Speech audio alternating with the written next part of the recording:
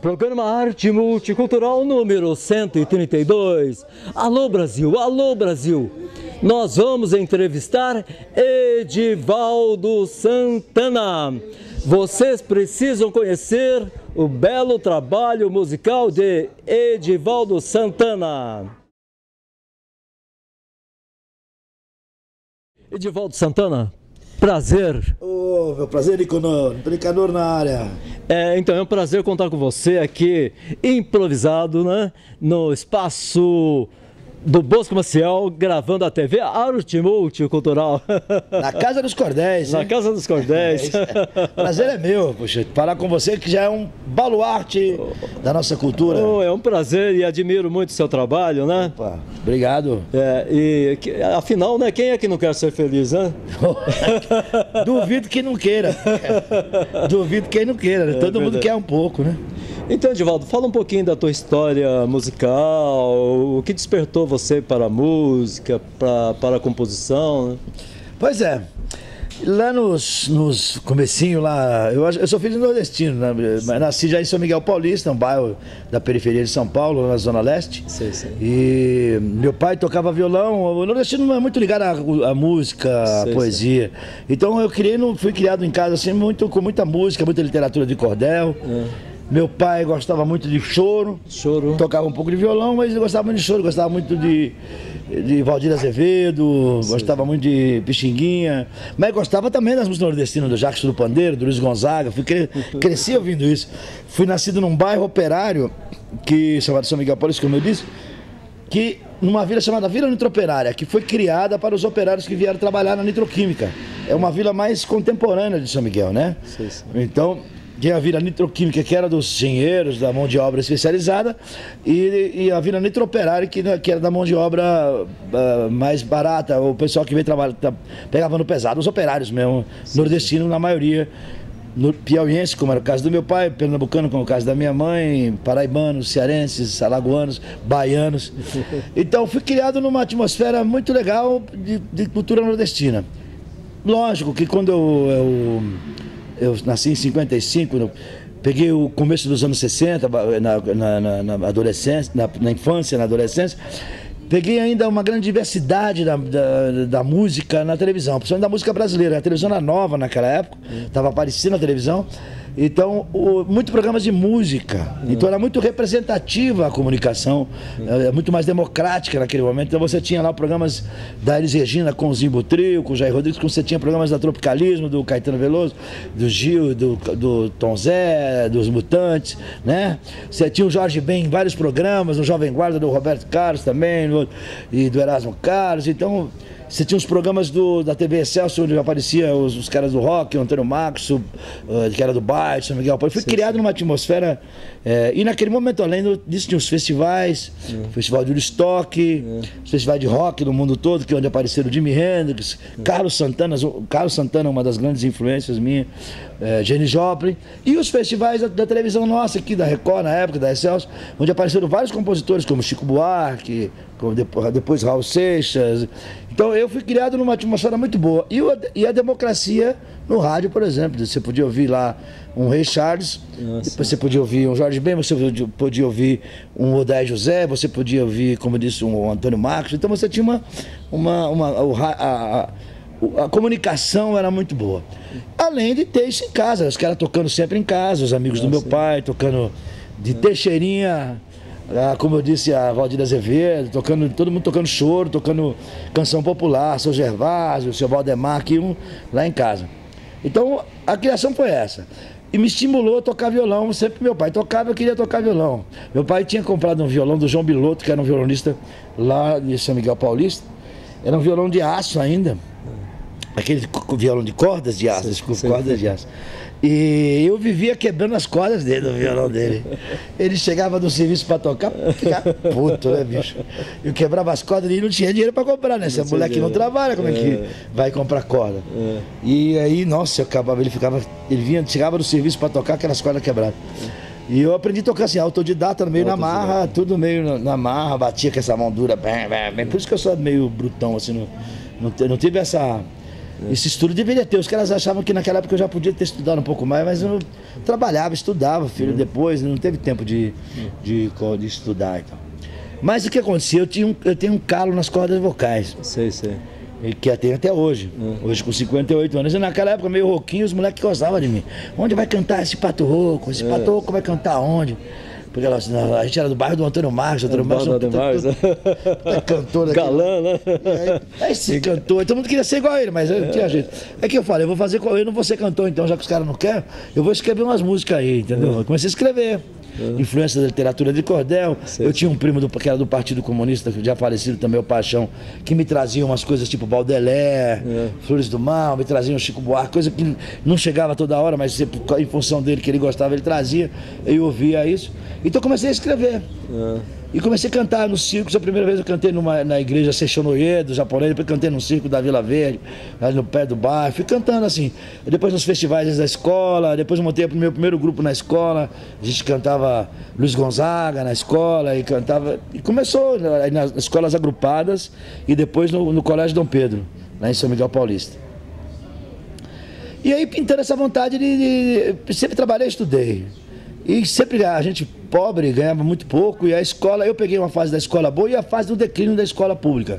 Sei. E eu estava no colégio quando a escola estava realmente difícil, quando trocaram os professores, quando mudaram o currículo escolar, quando a ditadura já estava assim, já se havia o reflexo da ditadura e não tinha mais vontade de estudar, estava desestimulado. Ganhava muito pouco na fábrica, depois eu fui trabalhar na Nitroquímica, também ganhava pouco, trabalhei na Mimo, depois na Nitroquímica. Então eu falei, vou tentar ser cantor, vou pra rua, vou ser querer. Os caras me chamavam de vagabundo, onde é que vai esse vagabundo? Vai ser não, sempre o artista, né? O ator e a atriz, o músico sempre foi considerado vagabundo, né? Pois é. Onde vai cantar esse vagabundo? Vai cantar onde? Vai trazer dinheiro de onde? Mas era o que eu já tinha 19 para 20 anos, aí assumi profissionalmente mesmo de correr atrás de pagar as contas de música.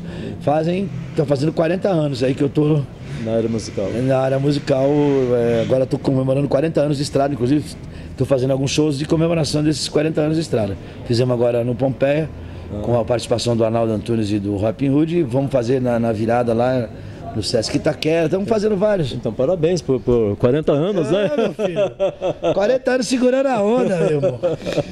Mas então, é interessante, né? Eu lembro de você um tempo atrás, fazendo lá em cima do viaduto do Chá, né? Você fazendo um rock lá. Era um período que tinha música na rua, né? Eu lembro disso. No São Bento, Largo São Bento? Naquelas regiões do centro ali. Eu fiz várias vezes, porque eu toquei muito na rua, né? Eu toquei muito na rua também. A gente tocou em todos os lugares que você imaginar. Porque a gente toca onde amor, às vezes ganhava, às vezes não. E depois que a minha filha nasceu também, a gente tocou. E esse negócio de ser artista, por exemplo, naqueles anos que a gente começou, a gente tinha um grupo chamado Caxió. Nós estreamos em 74 no Teatro de Arena. Caxió, o nome do grupo, que era uma árvore amazônica. Quem dirigiu o Teatro de Arena naquela época era Luiz Carlos Arutin. Aí ficamos lá, fizemos uns shows lá e conhecemos outros artistas. Naquela época, o Centro Velho de São Paulo era o reduto dos artistas e das gravadoras, que eram todas nacionais, editoras e gravadoras. A Berveli, a Copacabana, a Continental, a Chantecler. Só a RCA, que era multinacional, que era na Dona Veridiana, onde era o estúdio da RCA Vitor.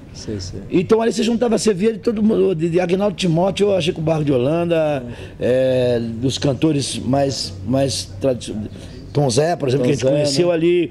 Em 74, a gente tocando no Arena, o Tom Zé tinha uma banda chamada Grupo Capote. Do Daí Cabeça de Poeta. Não, eu ouvi falar. Lembra? Eu sabia que era dele. Era, que o Daí era o cantor. E eles começaram a fazer sucesso. Era a banda que acompanhava o Tom Zé. Que era o Coelho e tal. E aí a banda tava fazendo sucesso, não dava mais tempo de trabalhar. E o Tom Zé tinha um show em Assis, um show que era um show em 74, uma puta responsabilidade. Aí ele queria conhecer a gente mesmo, aí foi pra São Miguel. São Miguel. Na casa da minha mãe, naquela época não era a mesma casa de agora, não tinha muro. Não tinha muro. Não precisava muro. Não tinha muro. Ele achou super estranho, falou, pô, essa casa aqui é maravilhosa. Você senta aqui, não tinha muro na casa. A gente saía de São Miguel e ia lá para as Perdizes, onde ele morava. Naquela época não tinha metrô. Demorava 2 horas para chegar lá. E chegava lá, ele estava na macrobiótica comendo só grãozinho. Imagina aqueles caras de São Miguel morrendo de fome. 5 caras, chegavam lá para comer grãozinho. Comer grãozinho. Aí ele falou para a Agostinha lá, que trabalhava com ele na época, para ela fazer umas comidas para nós. Comida decente, porque aí isso não dá pra... Aí começamos a fechado aí, né? Aí nós estreamos esse show com o Tom Zé, nesse festival que foi maravilhoso. Foi um momento maravilhoso, assim, a gente... Foi o nosso batismo de profissional, foi no Arena e nesse show do Tom Zé, lá em Assis. Batismo assim de ter que tocar pra muita gente, que já tinham 5 mil pessoas. A gente abriu o show e depois acompanhou ele. Tá o Vicente Barreto também nesse show com ele, que o Vicente tocava com ele já nessa época também, de violão. Daí... A gente recebeu a gente vivia fazendo fitinhas para mandar para as gravadoras, aquelas coisas que naquela época todo mundo fazia, as fitas. E começamos a conhecer, mas conhecemos o Galbi Peixoto, através do compositor Fred Jorge, que era um versionista que fazia muita coisa para o Roberto Carlos, muitas canções de versão. Através do Fred Jorge a gente conheceu o Galbi Peixoto. Que aí o Fred, nós fomos cantar para o Galbi Peixoto no apartamento que ele tinha ali na Amaral Gurgel. Amaral Gurgel. Fomos cantar para ele na casa dele para ver se ele aprovava. E a gente cantava em quarteto, assim, só vocal. Ele adorou, que eram as vozes diferentes. E aí ele indicou para o seu Salatiel Coelho, que era o diretor da gravadora Chantecler. E nós somos contratados pela Chantecler. Antes nós tivemos um pré-contrato com a Top Tape, mas isso aí não deu certo. Esse nome já tinha mudado para Matéria-Prima, o nome já da banda já era Matéria-Prima. Já chamava Matéria-Prima. A banda já era Matéria-Prima. Aí gravamos o primeiro disco, fomos lançados na televisão, Fantástico. Naquela época eu fazia Fantástico, era muito difícil. Uma música chamada Maria Gasolina virou hit, tocava muito no rádio. E tocava muito no rádio isso. A gente fez vários programas de televisão do Silvio Santos. O Humberto Garim, que era o produtor do disco, era o diretor musical do Silvio Santos. Fizemos programas dos Trapalhões, do Ayrton e Lolita Rodrigues, que era o Clube dos Artistas Almoço com as Estrelas. Trabalhamos muito na Tupi, trabalhamos muito na Excelsior, fizemos muita coisa com Bolinha na Bandeirantes, fizemos Raul Gil, vários programas assim. Abriu o caminho, né? Fizemos vários programas que a gente divulgava bem o trabalho. E aí em 78, mais ou menos, já tínhamos gravado 2 discos, um pela Chantecler e já tinham sido contratados pela CBS, que é hoje a Sony. Lançamos um compacto simples. Nós, em 78 para 79, a banda começou a ter diferenciamento de pensamento. Uns pensavam em fazer mais uma coisa mais popular, mais comercial, e outros menos. E eu achava que a gente tinha que voltar àquela estrutura que a gente tinha em 74, que era mais nossas composições, independente de produtora. E a gente começou a fazer a primeira, em 78, a gente começa a romper com as gravadoras e começa, em 78, hein? Começa a virar um grupo independente. Já começa a assumir o lado da... Independente. Em 78, a gente começa... Eu lembro que a gente fez uma fitinha, cassete ainda, fita cassete, para vender em show, para vender nas... E começamos a fazer um circuito universitário, viajar para o Paraná, para o interior de São Paulo, tocar para estudante. Largamos o rádio e a televisão e fomos fazer um trabalho... E nesse momento... Coincidentemente, tinham 2 antropólogos fazendo uma pesquisa de campo em São Miguel Paulista, que a pesquisa deles era baseada em revitalizar monumentos históricos. E São Miguel tem uma capela histórica sessentista. E eles queriam que aquilo fosse revitalizado como arte, para não ficar a estática. A ideia deles era muito boa. Um detalhe, desculpa, é Ururaí? A capela chama Capela de São Miguel Arcanjo. Ururaí era o primeiro nome de São Miguel, né? São Miguel. São Miguel era o primeiro nome, Ururaí. E Baquirivu por causa do rio. E porque tinha uma tribo ali. Ururaí era uma tribo. Era uma tribo. Um aldeamento que é uma tribo. Porque tinha os Guaianazes. Né? Ali tem uma só tinha índio ali, né? Várias tribos, né? Depois foram dizimados com o tempo. E essa capela eles queriam revitalizar. Aí começaram a fazer uma pesquisa de campo e começam a procurar a gente e procuram outros artistas, e aí começa o embrião do movimento popular de arte. A gente começa a fazer umas reuniões nas ruas e tal, depois na própria capela. Aí fazemos uma mostra no final de 78 na Capela Histórica, que é um movimento popular de arte, que já tinha o Matéria-Prima, essa minha banda, o Sacha e Rabeiruan já era Tomé e Simão, a dupla, que o Simão, que é o Rabeiruan já falecido, Tinha outros artistas na época, artistas plásticos, grupos de teatros, no Teatro do Parque Paulistano. Foi o embrião do MPA. Ficamos um mês nessa capela, foi uma mostra fantástica, com mais de 5.000 pessoas lá na capela, mas a igreja, por motivos, a igreja não, a Cúria não queria que a gente ocupasse lá, nós começamos a ocupar a praça. A Praça Padre Aleixo. Você não pode ir lá dentro, tem que ser lá fora, né? Tem que ser lá fora. Aí começamos a fazer as movimentações na praça e tal, durante muito tempo. E aí tem a história do MPA, que a gente, naquele momento no Brasil, era um movimento de abertura, né? Final dos anos 70, pro começo dos 80. E aí tem muita coisa que converge, os movimentos de greve do ABC, movimento contra a caristia, movimento de favela. E aí o MPA, o que era um movimento artístico, também se engaja nessa luta política, que é na periferia, né? A gente começa a trabalhar com os sindicatos, fazendo eventos para sindicatos, fazendo eventos para a comunidade, dando aula em favela, dando aula em salão de igreja, curso de violão ali. A gente começa a trabalhar a cultura na periferia. Talvez o primeiro manifestação, o primeiro agrupamento estético e de trabalho de lazer e cultura na periferia seja o MPA, né? Isso é antes do hip hop, lógico que já alguma coisa ou outra aconteceu. Tanto que a primeira casa de cultura que tem ali naquela região, a gente pagava o aluguel. Pagava aluguel. Nós não, era do nosso bolso. O estúdiozinho a gente montava com um equipamento nosso, do matéria-prima e tal. E as pessoas se juntavam, várias outras pessoas juntavam e faziam e pagava. Não tinha apoio de patrocinador, nem do Estado, nem de prefeitura, nem de nada. Mas é interessante, né? Você, depois dessa fase, aí você resolveu seguir a carreira solo, né? Isso. Depois do MPA, que o MPA depois vem ter o circo, em 85, o MPA se desfaz, com o tempo ele se desgasta, porque é uma coisa muito espontânea, um movimento espontâneo chega uma hora que tem um desgaste natural. As pessoas começaram cada um para suas vidas e eu optei em ir para o Rio de Janeiro, em 85, fui morar no Rio.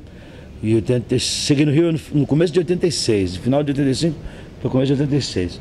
Lá eu comecei o embrião da carreira solo. Comecei a compor umas coisas, fui embora sem um tostão no bolso pro Rio de Janeiro, sem nada. Fiquei lá vivendo na casa de um, vivendo na casa de outro, até que me estabeleci em Santa Teresa. E fiz muitos amigos no Rio, então tinha um apoio da comunidade. Vivi no Rio naquela época, era o Brizola, o governador do Rio.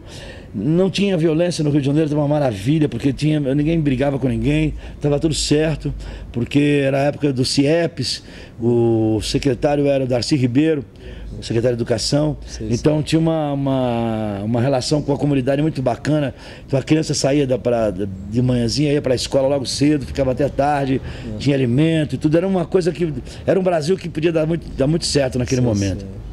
Então eu morei no Rio nessa época, conheci o Paulo Aueira, um violista da Orquestra de Música Brasileira, e começamos a tocar na casa num bar chamado Barbas, que é do filho do Nelson Rodrigues, o Nelson Rodrigues Filho, lá em Botafogo.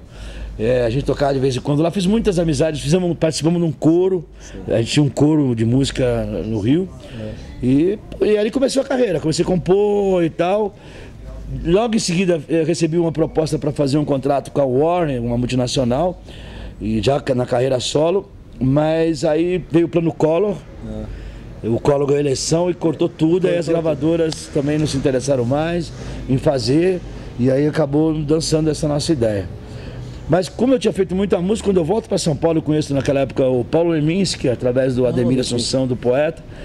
Comecei a conhecer o Arnaldo Antunes nessa época, 89, o Haroldo de Campos, esse pessoal. E eu começo a fazer alguns shows já em São Paulo, no Teatro Caetano de Campos, aqui ali na Praça da República. Tinha um projeto chamado Adorando Barbosa, que toquei muito ali naquele projeto. Começo a fazer alguns shows, no Memorial da América Latina também, e começa o embrião da carreira. E aí, por convite, não sei se foi do Arril que sugeriu, mas do Cláudio Lucci, que tinha um estúdio em Santo André, uma gravadora chamada Camerati, que lançou muitos artistas, inclusive lá gravou Paula Molenbaum, Arril gravou lá Arril Barnabé, gravou lá Suzana Salles, vários artistas, a própria TT Espíndola chegou a gravar lá, vários outros artistas legais assim na época. que era uma gravadora meio que independente, dos artistas independentes. Aí eu fui convidado e gravei lá o Lobo Solitário, foi o meu primeiro disco. Eu já morava em Santana, ali no Jardim São Paulo. Jardim São Paulo. E ia pegar o trenzão para gravar lá em Santo André. E foi o primeiro disco, Lobo Solitário. Lobo Solitário. Foi um disco assim, que estava tudo armazenado, você precisava gravar e soltar tudo. Uma vontade de soltar. Exatamente. As músicas e tal, um disco muito legal, que tem umas parcerias, as primeiras parcerias, tem o Leminski, eu faço uma suíte Leminski e Tom Zé no Mãos ao Alto, juntando com o Jimi Hendrix. Eu gravei o Novelo, que era uma parceria com o Arnaldo, gravei também uma com o Glauco Matoso, que era o Bica na Boca, gravei uma com a Ademir Assunção, que era Muito Prazer. Várias, assim, foi um disco muito legal, um disco de abertura do meu trabalho, que eu acho fantástico, um disco muito importante na carreira. Que beleza. E você tem muitos CDs gravados? Então, depois de lá eu continuei assim, né, de fazer outros, né? Estou agora no 7º. Está no 7º. Jataí é o 7º. Jataí é o 7º, né? 7º. Eu tinha gravado, assim, contando o histórico todo, tem os LPs, entre os LPs e os compactos simples e fita cassete. E CDs deve ter uns 15 discos por aí, uns 14, 15 discos. Mas solo são 7. Aí fui para fazer o Tá Assustado, eu saí do camerate, aí o Ivan Lins e o Vitor Martins me convidaram para gravar na Velas. E naquela época o Chico César foi para lá, o Lenine, quem mais naquela época gravou lá? Aquele menino do Birimbau Blues, o Dinho Nascimento. Tinha muita gente legal que gravou lá também, o Homem Sáter. Várias pessoas, a gente foi naquela época fui convidado para gravar lá. Aí gravei um disco chamado Tá Assustado. Tá Assustado. Tá Assustado, que a música, inclusive, uma das faixas que é o Cachimbo, a produção foi do filho da Elis Regina, do João Marcelo Bosco. A produção foi dele. E aí daquele disco fizemos mais outra, aí depois fizemos o terceiro. Saímos da Velas, aí fizemos o terceiro, já também independente, na Tom Brasil, que foi também relançado pela Eldorado, que é um disco chamado Edivaldo Santana, de capa preta. Nossa, que no Tá Assustado já tinha participação do Ofel, do Arnaldo Antunes e outros. E no disco de capa preta tinha umas participações, Oswaldinho do Acordeon, que tocou a música que eu fiz com meu pai, Sonho Azul. Tem várias participações assim bem legais. Esse disco de capa preta eu gosto muito também. Então você tem várias parcerias no teu trabalho? Tem várias parcerias acumuladas. Os da periferia, assim, como do Lobo Solitário com o Sacha Arcanjo, por exemplo, lá de São Miguel, o Cachimbo com o Osnofa, o Desse Fruto com a Akira e a Mazaki. E aí também alguns artistas começaram a gravar algumas músicas minhas, né? Então teve várias parcerias, e essas parcerias também com esse pessoal de outros universos criativos. O Paulo Leminski, o Haroldo de Campos, outros caras de outros lugares, de outros movimentos. Sei. E algumas músicas eu gravei e outras não. Depois no quarto disco, depois do Tá Assustado, depois o Capa Preta, depois teve o Amor de Periferia, que tem a participação da Zélia Dunca. Tem que canta o Desse Fruto comigo, que é a parceria com a Akira e com a Osnofa. Tem o Quinteto em Branco e Preto, que a gente canta o Batelagem, que virou um videoclipe. Tem o Lenine, que canta o Jogador comigo, a gente gravou também um videoclipe. Nesse disco tem isso aí, tem o Ianier Matos, um pianista cubano, estreando conosco no Amor de Periferia. Depois vem o Reserva de Alegria, que também tem a participação do Rap Hood, do Chico César, do Taíde, do Bocato. Apesar que o Bocato já tinha tocado lá, o Bocato sempre tocou nos meus discos, sempre fez arranjos de metais e tal, sempre tocou. Aí tem. E o Luiz Vaca, que continuava tocando comigo esse tempo todo, guitarrista. O Luiz Vaca, guitarrista. Ele já é co-produtor dos meus discos desde o Capa Preta. Aí já produz musicalmente os discos, né? Sim. Aí foi continuando. Depois a gente fez o disco depois do Reserva de Alegria, fez um disco ao vivo, lá no Teatro FECAP. Lá aqui em São Paulo, você conhece o FECAP ali? Na Liberdade. Gravamos ao vivo. Com aí já era o Reinaldo Chulapa de baixo, o Ricardo Garcia e o Luiz. Porque o Mintio, que era o baixista que estava gravando os discos, foi embora para Paris, tinha casado com com uma francesa e aí teve que substituir e entrou o Chulapa na banda. Então, interessante, né? As pessoas que estiverem interessadas em conhecer teu trabalho, o que deve fazer? Olha, tem agora a internet o disco, o Jataí, ele pode ser baixado gratuitamente no site edivaldosantana.com.br, tá lá. Ele pode ouvir o primeiro disco, mas tem outros sites que tem os outros. Eu não autorizei, mas os caras disponibilizaram. Os caras se autorizaram. Então você pode achar em vários outros. Um que tenha. Você tem 4 ou 5 discos lá que você pode disponibilizar, você pode ouvir. Tem também no Last FM que você pode ouvir. Esses dias eu descobri um outro, Groove Shack, que também tem várias músicas minhas. Tem o Wall que você pode ouvir. Tem vários. Agora, baixar inteiro, eu descobri um monte, cara. Tem um monte de tá completamente disponível na internet. Tá disponível, né? Todos os discos estão completamente disponíveis na internet. E aí, tem lá as informações também, assim, pessoais, sobre a biografia, discografia. A pessoa pode ter informações, o que a imprensa fala de lá pra cá e tal. Mas então, as pessoas... Tem assim, vídeos também. Vídeos também, né? Que legal, né? Já estamos no vídeo, né? Estamos no vídeo, né? Por acaso já soltamos os vídeos, agora a gente quer soltar mais vídeos, né? É isso aí. Então, as pessoas que quiserem contatar você, contratar o teu trabalho, né? O que deve fazer? Ó, assim, eu não tenho exclusividade com nenhum empresário, mas tem algumas pessoas que podem fazer contato. No site tem um e-mail, que é edivaldosantana@hotmail.com. Nesse e-mail tem um telefone, que é 11 975 897705. E se informar, tem alguns produtores que não são exclusivos, mas que você pode conversar com eles e se interessarem, eles falam comigo, ou pode falar diretamente comigo que eu passo aos produtores, ou pode negociar diretamente comigo também. Então, Edivaldo Santana, a gente fica feliz, né? Muito feliz com a tua participação, né? Que isso, eu que também tô. E saber, saber que você é uma história, né?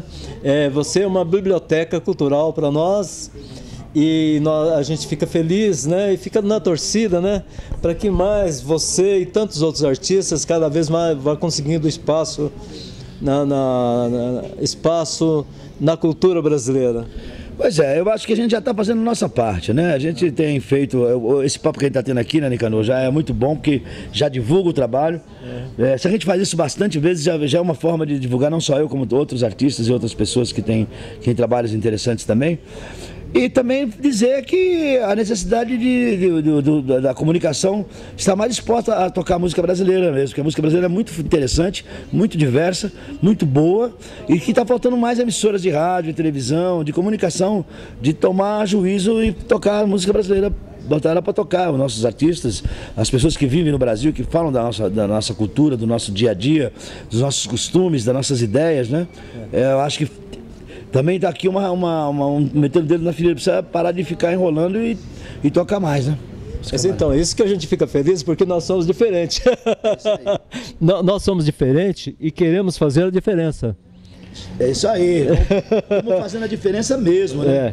Então, quem pede recebe, quem se desloca tem preferência. Então nós vamos juntos porque a cultura vale mais. Vale muito mais. A cultura vale mais.